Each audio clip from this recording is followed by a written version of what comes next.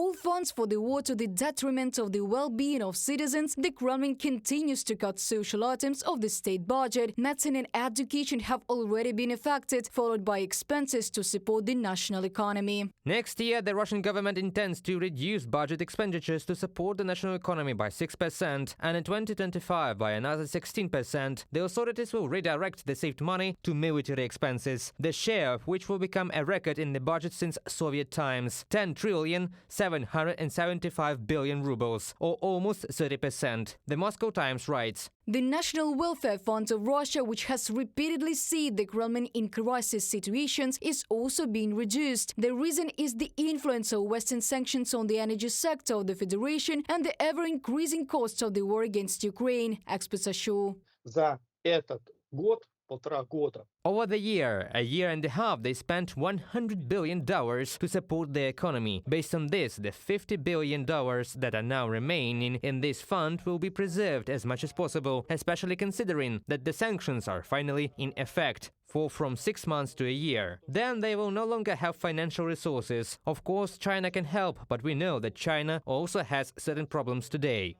Income from exporting goods abroad has also declined. Compared to the first year of the war, raw materials revenue decreased by 34%. The main losses are from significant discounts on Gazprom supplies to Russia's few partners. Thus, the volume of the revenues at the end of 2023 was the lowest since the COVID pandemic.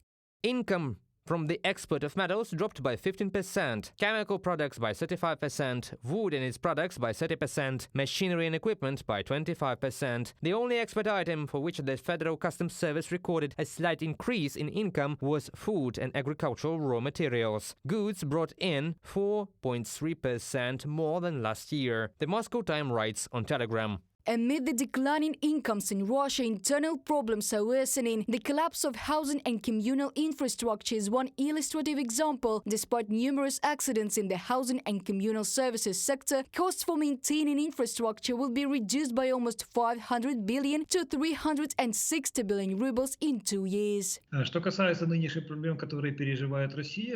As for the current problems that Russia is experiencing, this was expected, because if we are talking about housing and communal services, if we are talking about roads, about providing some basic social needs, then traditionally, even if money was allocated for this, the problems were not really solved. And every time we talked about the Russian economy, then as a rule we talked about some big figures related to income from the energy exports, when traditional everyday problems had not been solved for years.